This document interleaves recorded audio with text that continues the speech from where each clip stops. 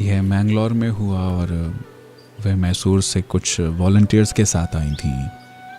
तो जब सुबह गेम्स के लिए गए तो कुछ नए लोग थे और वहाँ ये एक इंसान जो हर जगह मौजूद था, जो सदगुरु के साथ लंबी लंबी फ्रिस्बी फेंक रही थी, वो हर जगह गेंद के खेल में थी, जो सदगुरु को आउट करने के लिए अड़ी हुई थी। तब तक किसी को नहीं पता था कि वह कौन है। कार्यक्रम के अंत में सदगुरु ने उन्हें ईशा योग शिक्षक के रूप में हम सबसे परिचय कराया। और उस समय वो किसी बैंक में काम कर रही थी। वो सदगुरु के साथ बहुत जुड़ी हुई थी और वो हमेशा उनके आसपास रहती थी। मुझे याद है कि उन्होंने अपनी शादी के बारे में कैसे बताया। जब मैंने विजी से पूछा यह सब कैसे हुआ, उन्होंने कहा कि वो जब सदगुरु से मिली, उस पहली मुलाकात में ही वो एक दूसरे को जान गए थे। बस इतना ही था और उनके लिए वही शादी थी। इरुप्पु फॉल्स में एक छोटे से शिव मंदिर में उनकी एक बहुत ही साधारण शादी हुई।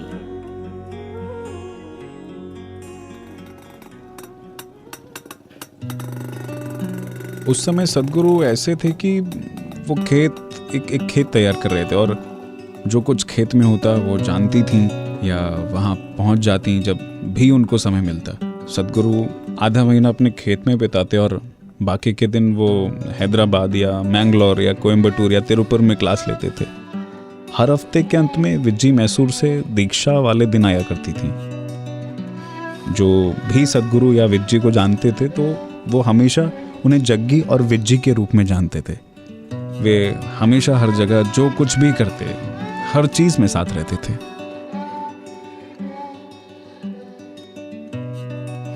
उन्होंने एक दूसरे को पोषित किया, एक साथ खेले, बंजारों की तरह बड़े पैमाने पे यात्राएं की। ऐसा था उनका संबंध।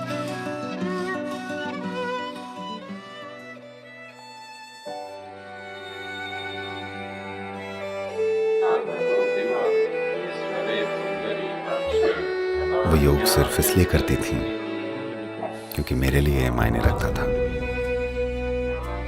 उन्होंने अपनी सेहत के लिए योग नहीं किया, उन्होंने अपनी भलाई के लिए योग नहीं किया, उन्होंने अपनी भलाई की परवाह ही नहीं की। उन्होंने योग सिर्फ इसलिए किया क्योंकि मेरे लिए यह मायने रखता था। मैं इसके बारे में बात करता हूँ इसलिए वो योग करती थी। कितनी बार उन्होंने लोगों से इसके बारे में खुलकर बात की कि वो कुछ ऐसा करना चाहती हैं जो मेरे लिए मायने रखता है।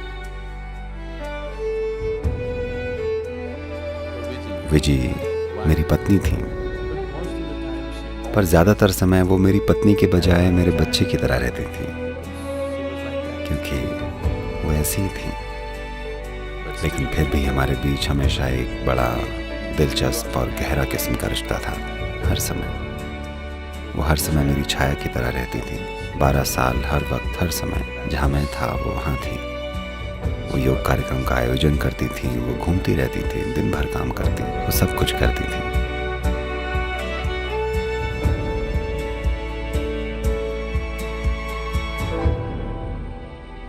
हर बार जब वह सदगुरु से विदा लेती थी तो ऐसा नहीं कि वह बाय कहेंगी और वापस चली जाएंगी और अपना काम करने लगेंगी। उन्हें सदगुरु को अपनी गाड़ी में बैठते देखना है, उसे स्टार्ट करते हुए देखना है, उन्हें बाय कहना है और तब तक बाय कहना है जब तक वे नज़र से दूर नहीं चले जाते।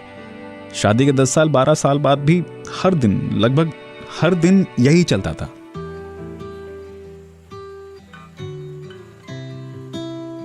वे एक व्यक्ति के रूप में सदगुरु के प्रति बहुत ज़्यादा समर्पित थीं। वो हरदम इस बात पर अडिग रहीं कि उन्हें आध्यात्मिकता से कोई लेना देना नहीं है। वे सिर्फ सदगुरु से एक व्यक्ति के तौर पर रुचि रखती थीं, जो उनके पति भी थे और वे उनकी एकमात्र रुचि थे।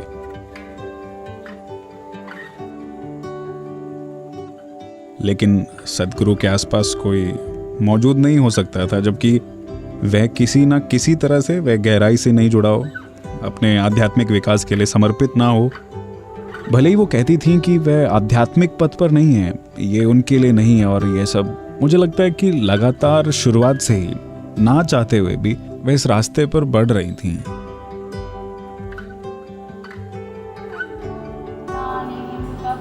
कुछ लम्हे और घटनाएं जो मैंने सद्गुरु में देखी और मेरे अपने जीवन में इन पलों का इतना गहरा असर पड़ा है।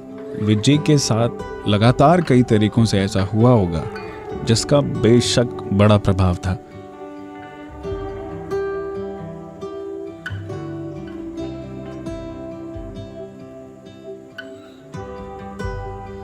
वह किसी भी चीज को लेकर किसी भी हद तक जा सकती थी। जो कुछ भी हो रहा था वह वहां थी। इसलिए नहीं कि सद्गुरु वहां थे और उन्हें एक पत्नी के रूप में वहां रहना था या ऐसे किसी चीज की वजह से, नहीं, वह इसलिए थी क्योंकि वह भी समान रूप से चाहती थी कि लोगों के साथ अच्छी चीजें हों और लोगों को सद्गुरु से फायदा हो और इसे अपने जीवन में उतारें।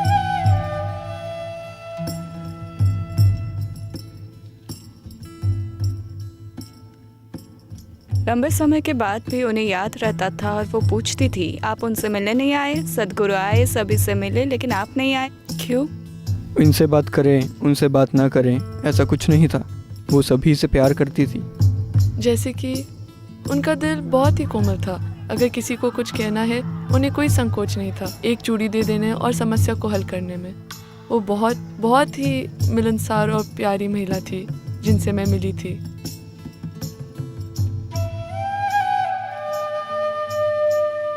स्कूल जाने से बस 2 दिन या 3 दिन पहले मैं कहूँगी, अम्मा मुझे होमवर्क करना है, मुझे होमवर्क करना है। आखिरी के 3 दिनों में मैं अपने दाहिने हाथ से लिख रही हूँ और वो अपने बाएं हाथ से कुछ और लिख रही होंगी ताकि यह लगे कि यह मेरा काम है।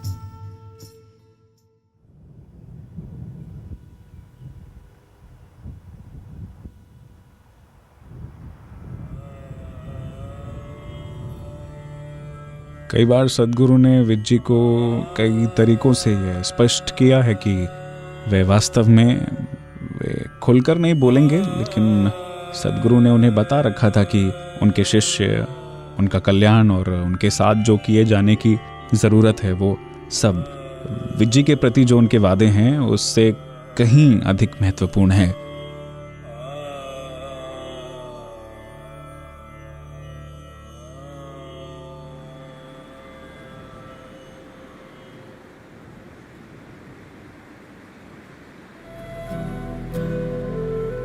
स्वामी निर्मलानंद एक ऐसे व्यक्ति थे जिन्हें मैं लंबे समय से जानता था।